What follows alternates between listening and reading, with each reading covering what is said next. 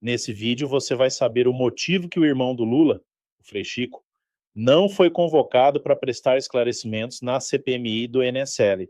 Integrantes da CPMI do INSS reagiram negativamente à não convocação de Frei Chico, irmão do presidente Lula e vice-presidente do Sindinap, para prestar esclarecimentos ao colegiado.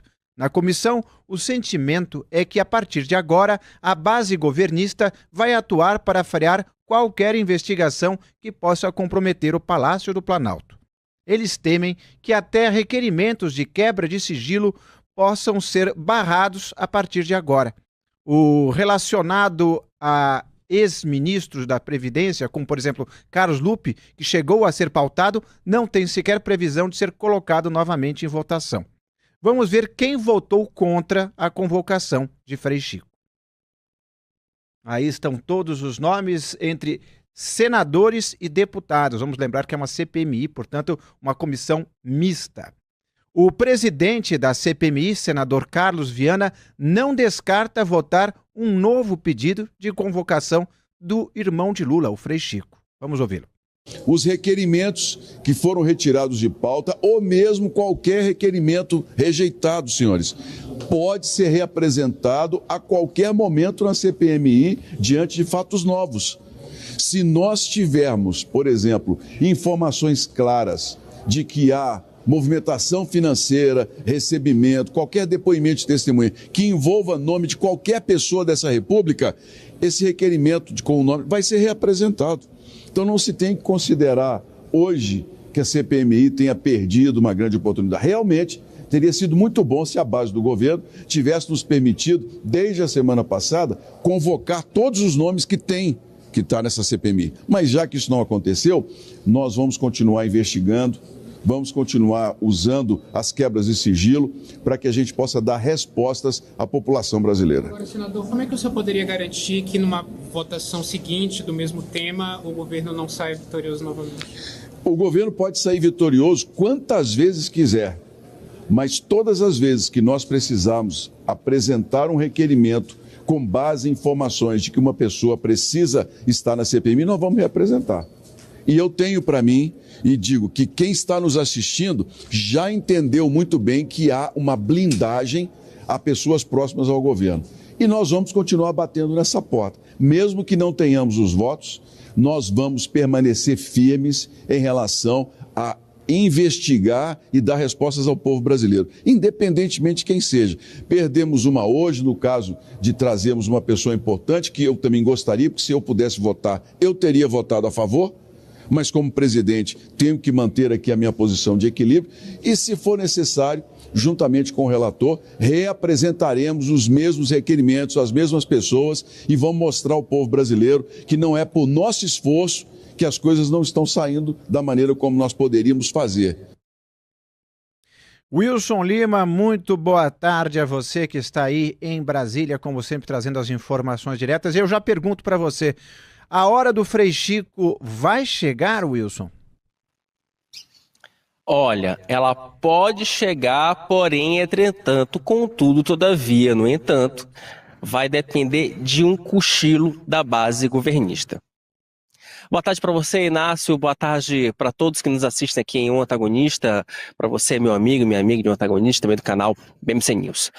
Ontem, o que ficou muito claro naquela votação de 19-11 é que o governo Lula conseguiu se restabelecer na CPMI. Isso é uma boa notícia para o Palácio do Planalto. Agora, a questão é a seguinte: vai conseguir o Palácio do Planalto manter esse quórum de 19 parlamentares? Porque ficou muito claro ali que determinados documentos, determinados requerimentos, eles vão depender da própria base do governo para que eles passem. E aí me chamou muita atenção, por exemplo, quando você fala de parlamentares como Soraya Tronic, que votou contra a convocação do Frei Chico, Kleber Verde, do MDB, lá do Maranhão, enfim, você tem vários parlamentares que normalmente não comparecem ou comparecem muito pouco na CPMI, que ontem foram lá colocar o seu dedinho, colocar a sua digital na não convocação do Frei Chico. Foi uma operação, de fato, consistente do Palácio do Planalto. tá? Como você falou na chamada, Inácio, não há perspectiva de que outros requerimentos ou outras convocações que possam aí constranger o Palácio do Planalto venham a ser aprovadas, pelo menos no curto prazo, mas fica sempre esse fantasma. Fica sempre esse fantasma. E aquilo que eu sempre falo em CPMI, se aparecer, como bem disse o senador Carlos Viana, se aparecer algum documento comprometedor, alguma coisa que ligue diretamente Frei Chico às investigações, aí o cenário muda. Qual é a notícia ruim para a CPMI? É que, ao menos até o momento, não apareceu nenhum documento totalmente comprometedor em relação ao Frei Chico. Apareceu muita coisa em relação ao Sindinap, tá? Mas em relação ao vice-presidente ainda não apareceu nenhuma prova tão substancial. Mas CPI é isso, gente. CPI é uma vitória ali, outra derrota ali, e a coisa e o jogo vai sendo jogado. A CPMI tem mais pelo menos 3 meses de investigação e muita coisa pode acontecer. Inclusive, esse cenário pode se inverter totalmente. E aí sim, abre-se um cenário para uma convocação do irmão do presidente Lula. Rodolfo Borges, muito boa tarde. Também já dou boa tarde a você, Ricardo Kertzmann. Começando por você, Rodolfo. Será que agora o Randolfo Rodrigues está acordando mais cedo para agir em prol do governo na CPMI? Boa tarde a todos. O Inácio está lembrando isso aí porque o governo Lula era para ter o comando dessa CPMI, né?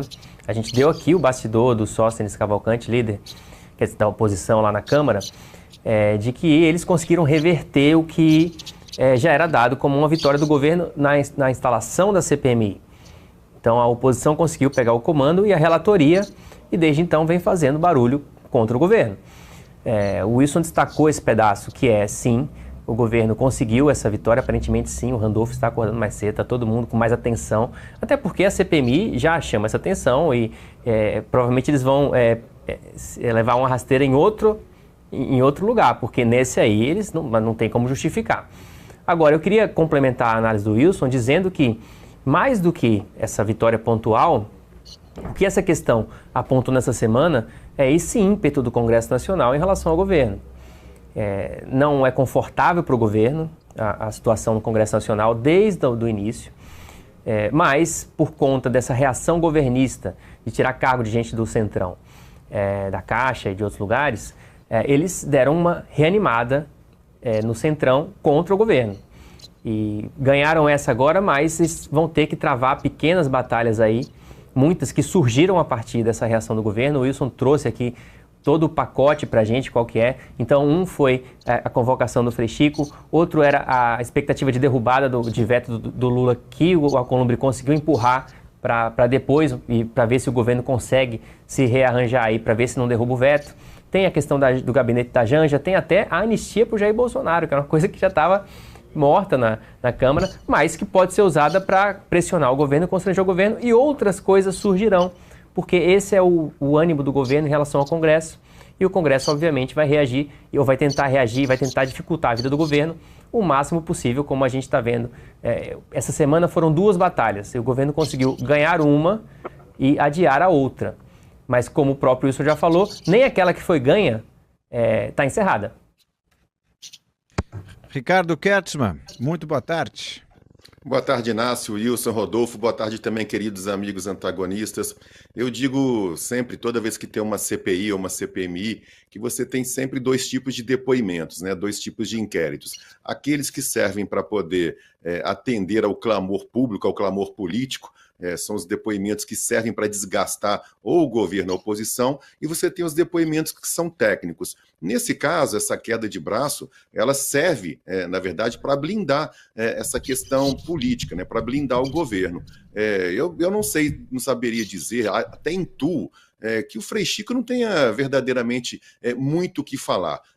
Ele é sabidamente, isso é dito também pelas pessoas relacionadas à própria entidade, ao próprio sindicato e mesmo no meio político, ele é meio que um peixe fora d'água no que tange ao dia a dia. Ele não vai saber dar detalhes técnicos, ele não vai conseguir ser emparedado, né, não vai produzir muitas provas técnicas nesse sentido. Mas a imagem dele, o fato de ele ser irmão do presidente da República, República. E o fato do volume de descontos realizados pelo sindicato dele ter aumentado substancialmente já durante a gestão do presidente Lula, isso, sob a ótica política, conta muito. E, nesse sentido, eu acho que é dever da oposição, é dever dos membros da CPI e da CPMI que querem ver, de fato, esclarecido todos os detalhes, tentar, de novo, tentar mais uma convocação, tentar trazê-lo ao depoimento, sim.